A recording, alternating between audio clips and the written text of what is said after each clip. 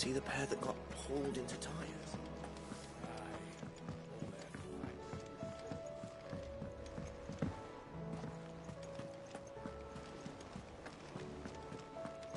Did you see that? Tell me you saw that.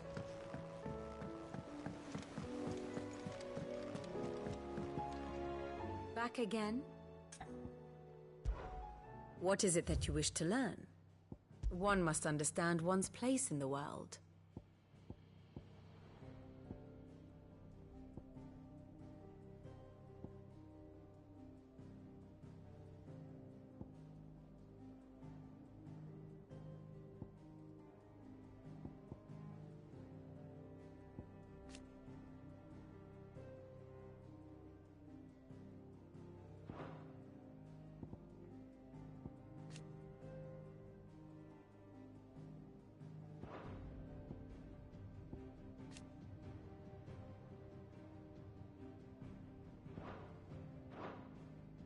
Of course.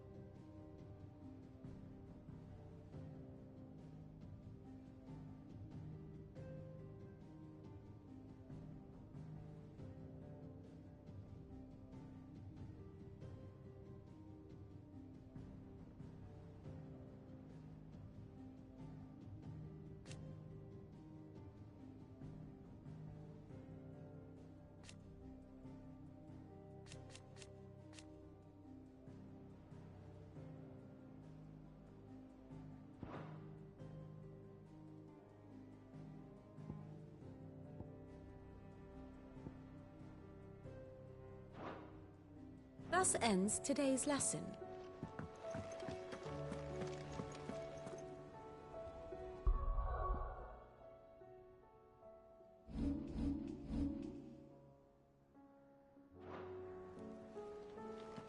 Otto, how fares the realm? The realm? Oh, she's just fine. As long as you look past the fat storms out mother crystals and her skies are a roiling cesspit. And Gav? He's with your uncle in the Free Cities, helping Mid with her project. Sent an owl their way the moment the winds turned foul. Still waiting on a reply, though. Do you have any good news? Well, that depends on your definition of good. All right, fine. What do you suggest we do? Oh, no, I'm just the messenger. I'll leave the scheming to those more suited to the task. Could be that Lady Vivian and Old Tomes have their own thoughts on the current state of things. Could be that they don't. It certainly can't hurt to ask. I suppose not.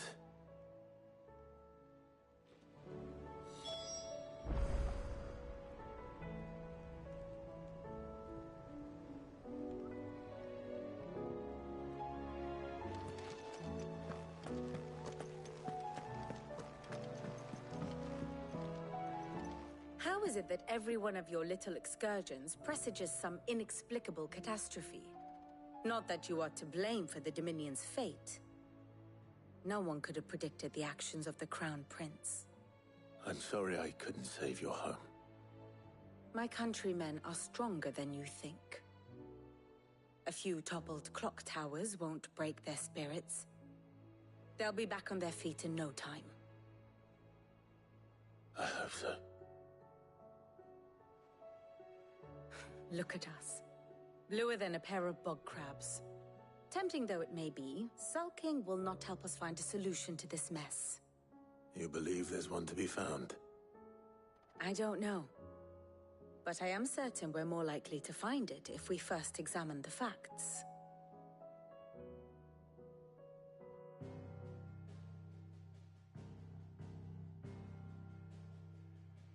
Beneath these darkened skies, fear and confusion reign over Valisthea. Oh, the lands around the fallen Mother Crystals had already begun to wilt for want of ether. But not like this. Crystals that filled wells and fueled furnaces, now nothing but pretty shards of rock. And those that hang from the people's necks cast nary a glimmer of light to keep the dark at bay. It is only a matter of time before the common folk convince themselves that the end of days is upon us. Yet I fear a swift end is more than we can hope for.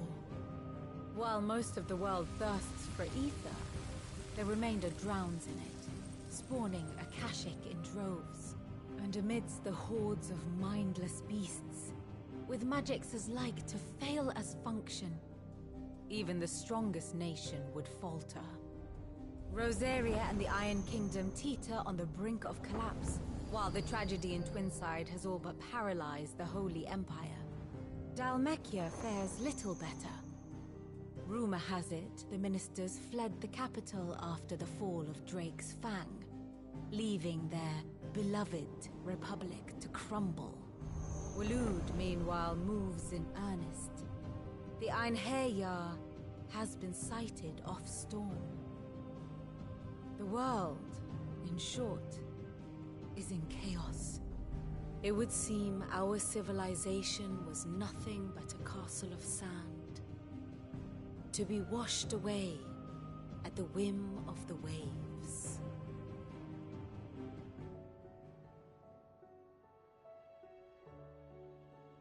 A castle of sand. Not my best flourish, but it seemed fitting. The reports I've received are considerably more blunt in their appraisal. Without the protection of their nations, it will fall to the people to defend themselves against those who would take what is theirs. Which is only ever going to end one way. Defending a farmhouse against a band of chocobo thieves is one thing, but pitchforks and palisades will do little to stall an army's advance. Should the King of Waloed deign to invade, there would be none to stop him. None but us.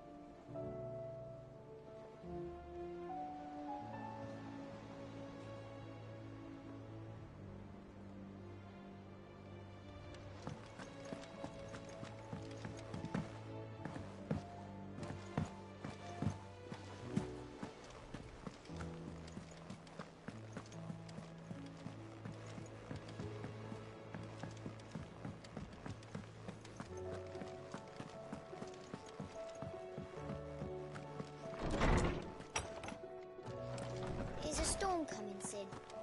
Will there be thunder? Let me guess. You're here about the skies. Is there anything you don't know, Lawsman? It doesn't take a court astrologer to augur the obvious. As for what has disturbed the heavens, that, I believe, is a question the Fallen might be better placed to answer than I. And on the 6th day did the gods tear the sun from the firmament, visiting darkness upon their prideful sons and daughters. But I dare say you remember your childhood lessons on the sins of Zemeckis only too well. You think they're connected? That Ultima was one of the gods responsible? Well, He has certainly exhibited powers that we mortals would associate with the divine. There is nothing divine about him. But he wouldn't be the first god of whom that could be said, now would he? Yet for all the fairy tales that tell of the sins, there is almost nothing in the way of actual historical accounts. Had I the Journal of Moss the Chronicler, I may have been able to tell you more, but alas, I fear all remaining copies have been lost to time. You will forgive me, I hope? Certainly not. Because there is nothing to forgive. Even without this journal, you've provided us ample wisdom. And we will always be grateful for it. Perhaps Otto will be more inclined to share his thoughts when he hears what the others had to say.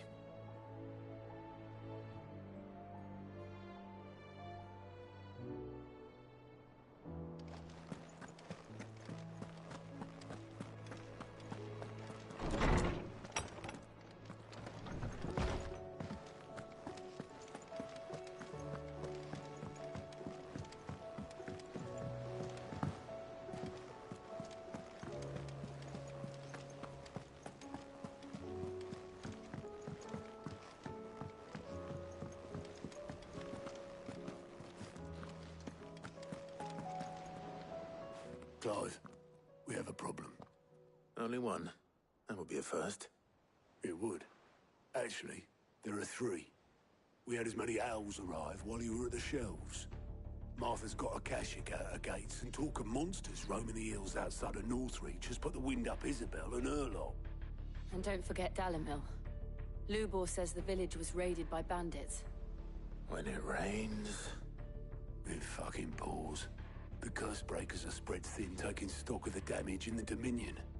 And even if I could get word to all of them, I doubt they'd get here in time to make any real difference. Which means there's only two people who can. Jill and I. Let them know we're on our way.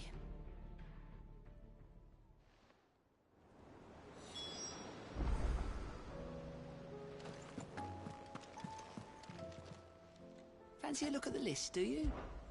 Here you go.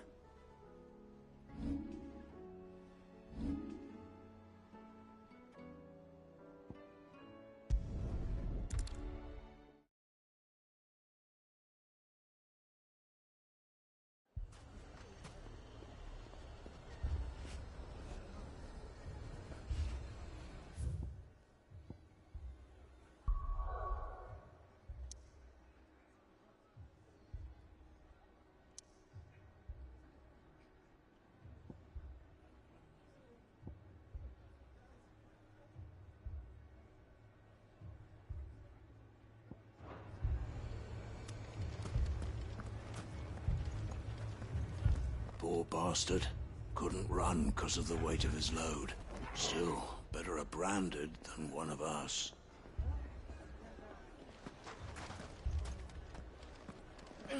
Fucking thieving bastards. As if life hadn't been hard enough round here since the Fang fell.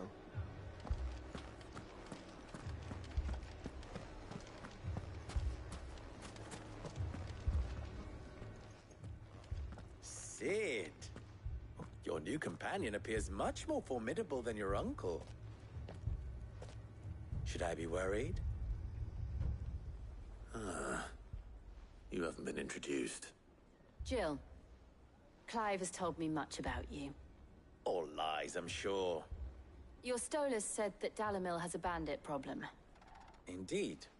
Although, you're a little late. They left with our food and guild days ago. Any idea where they went? The desert's a big place. Your guess is as good as mine. But the fact is, I have more immediate concerns. What did you say to me? What did you say? Ah, as if by magic. Let's just say we've yet to reach a consensus about how to solve Dalimil's little problem. And at this rate, it won't be the actions of the bandits which prove to be our undoing. It will be our own. I've tried reasoning with the dissenting parties, but even the Desert Hare has limits. Perhaps we could talk to them. What makes you think they'll listen to us? What makes you think they won't? She makes a fair point, Sid. And you won't have wasted much of your precious time if you fail. They're just across the courtyard.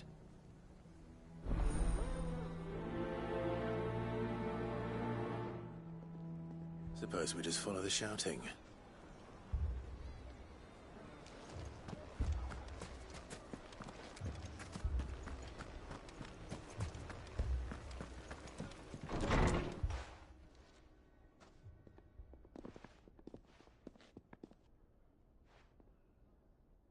You wouldn't talk like that if it had been your men whose throats were slit. Blood for blood, it's the only way. We hire mercenaries and have them mount the bandits' heads on our walls as a lesson to the rest. And what happens when those mercenaries are slaughtered like your men? Are you going to hire more? We're better off using that coin to buy food and supplies. If we hire mercenaries, the only thing we're buying is the bandits' ire. And you cannot fill empty bellies with that. Do you hear me? But what happens when they come back? Maybe it'll be your throat that's slit. That's enough. Both of you. Any more of this and I'll throw you out myself. Come back when you're ready to talk like adults.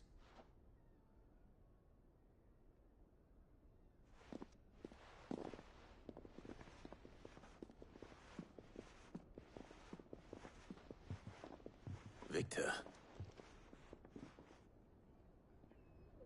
What's he doing here?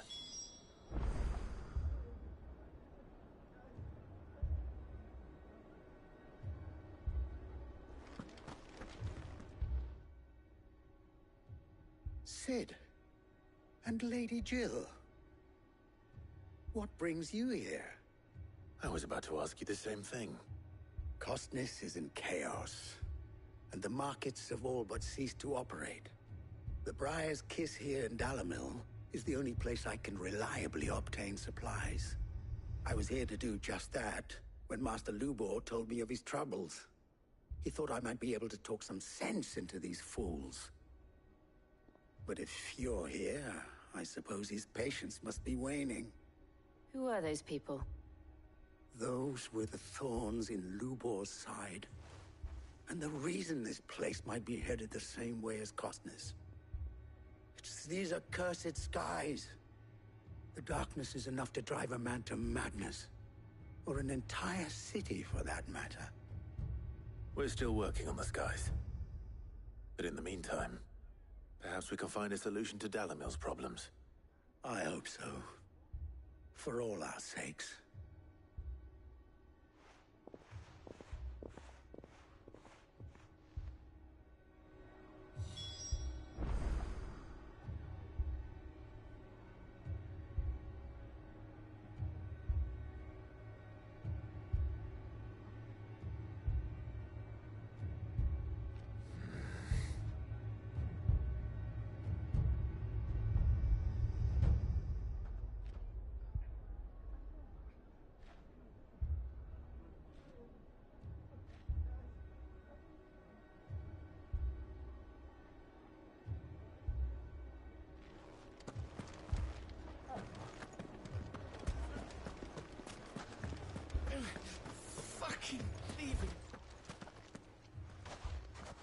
So, you see my predicament?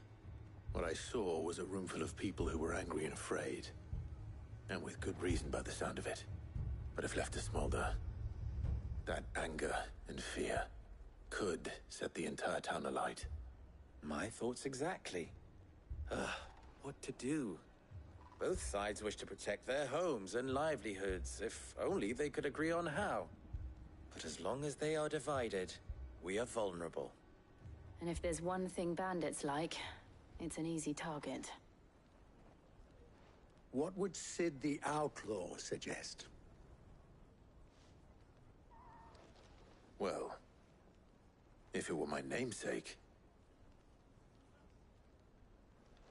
he'd let them choose for themselves, and be on hand to pick up the pieces when it all went wrong. That sounds like a recipe for disaster. A recipe for disaster is precisely what it is. But perhaps that realization would be enough to make them question the ingredients. While it's plain neither Conrad nor Natalie will countenance the other's proposal, it may still be possible to make them doubt their own before presenting them with a third option. And that would be? To pool our resources and save the city ourselves. Why fight each other when all that fear and anger can be directed at the bandits?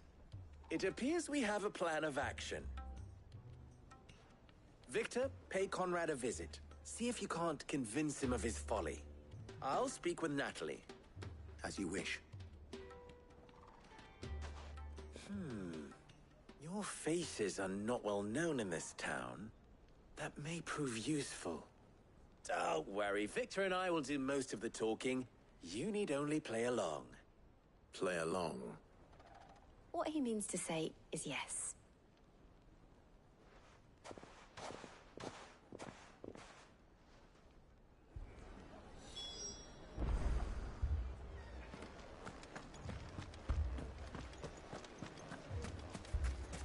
Picture it, Conrad.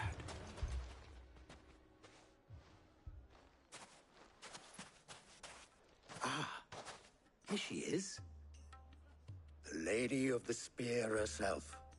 Conrad, may I introduce you to Jane, commander of the Red Wings, the oldest mercenary guild in the Free Cities.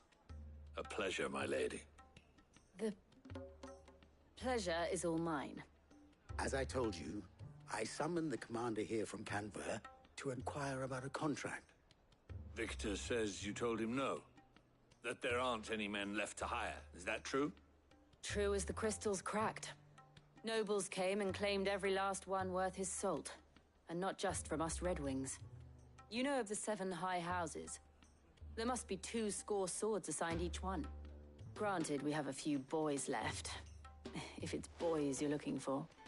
Well, Conrad, are you saying that Dalamil's finest cannot defend this town better than a gaggle of unblooded striplings? That a band of beardless youths could better avenge the deaths of your brave men than you yourselves? Absolutely not. We'll show those bastards who they're dealing with.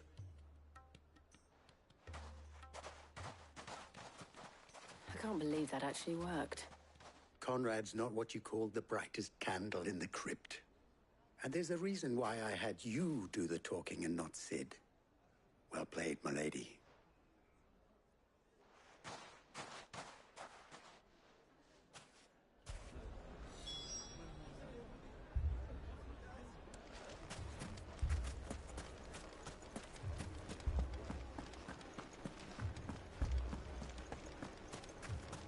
A shop? If I had my pickaxe, I would... I mean, it may still be possible to buy something. Ah, here he is now. Natalie, allow me to introduce Lord Underhill of Randalar's prestigious League of Merchants. Lord Underhill. At your service. Underhill? I was just telling the good lady of our conversation, my lord, and how you were lamenting the state of the capital's stores. Lubor says that not only are the granaries almost empty, but that war and the Blight mean this season's harvest won't be enough to fill them for winter. Indeed, certainly that is the case. The nobles in the capital are buying up the city's stocks of barley and wine, driving the prices higher than most commoners can afford. It is only a matter of time before the peasants revolt. It is worse than I thought. If what Lord Underhill says is true, I fear we have little hope of supplementing our stores, meager though they regrettably are. And while I applaud your endeavors to dissuade our more bellicose citizens from seeking vengeance, I sense Conrad is not wrong in his assessment of the bandits' likely return. Which means that now, more than ever, we will need to secure what little we still have. Food, weapons, herbs, everything. If our humble town is to endure not only this hardship, but those that are certain to follow, we must stand united. All right. If it will help to protect my home, I'll do it. But you needn't have gone through this charade.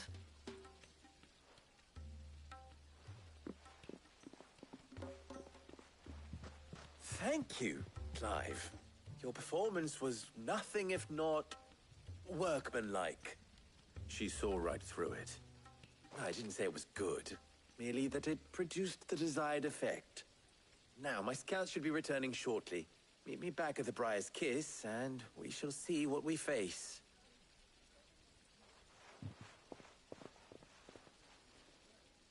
I'm not convinced our roles in this ruse were entirely necessary. I don't know. Conrad seemed quite taken with you.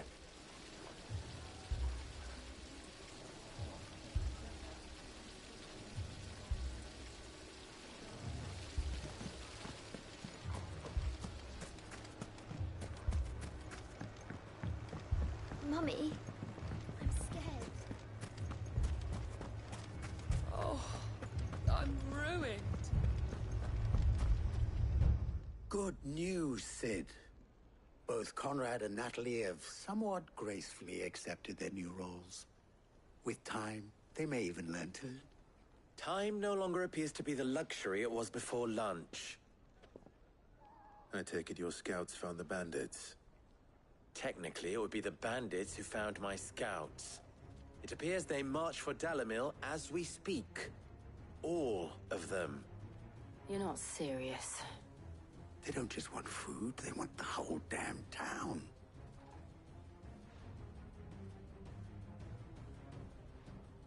I have a favor to ask. I'm told the bandits march in two groups, one from the south and one from the desert, in a move doubtless intended to stretch our already gossamer-thin defenses. Very well. Jill and I will meet those from the desert. But what of the rest?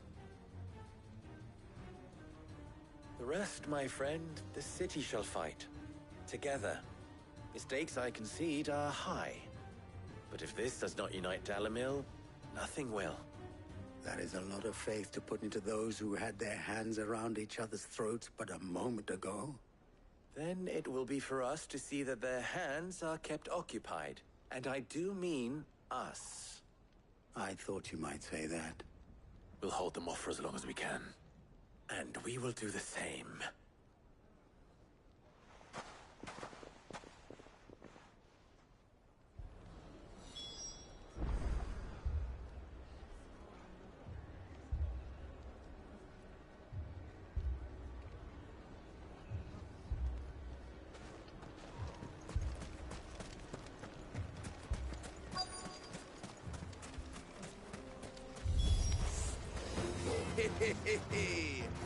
No women folk that come to welcome us. I'll take that one. He's all yours.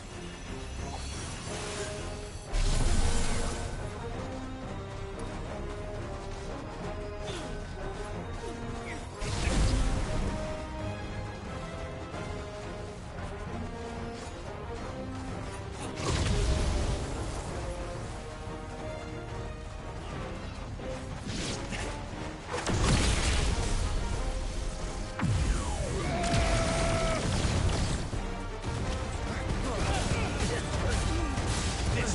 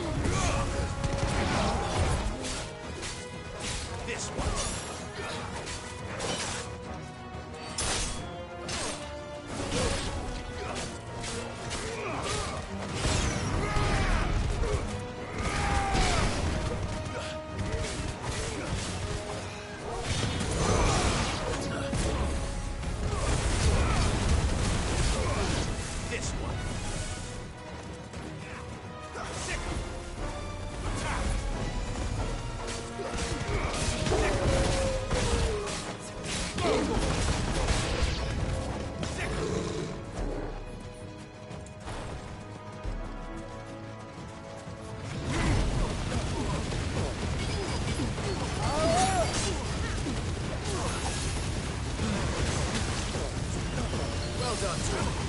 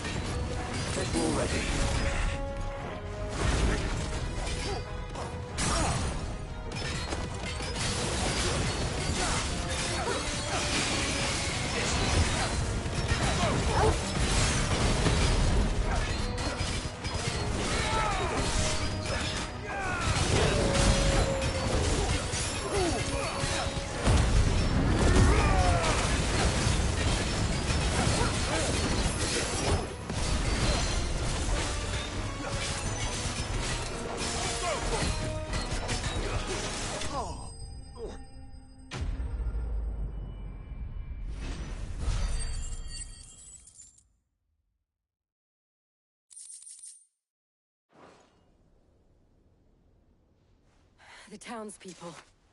Could they have held out? I don't hear any fighting. What do you think? That we should hurry.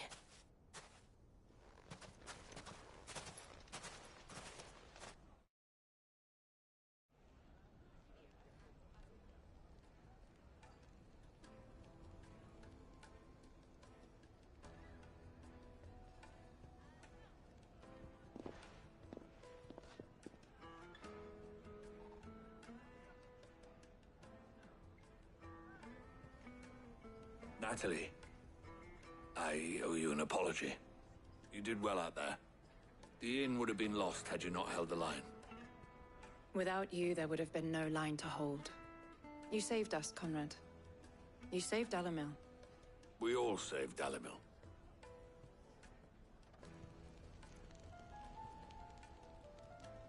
Conrad seems to have had a change of heart. I'd say they both have. I take it from your presence that our visitors from the desert won't be joining us either. Pity. The plan worked, Sid. Granted, it only took an army of bloodthirsty bandits at our gate. Calm now, Victor. Why quibble over the details? We are united, and that is all that matters. As for you, Sid, you fight considerably better than you act. I'll take that as a compliment.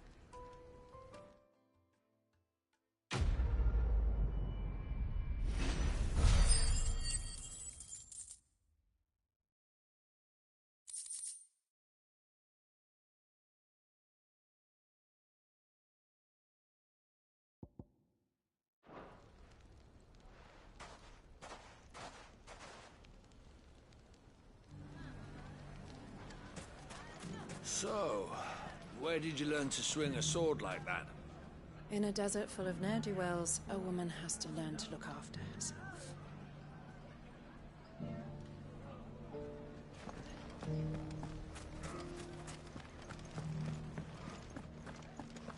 Lubor did well to bring Conrad and Natalie together.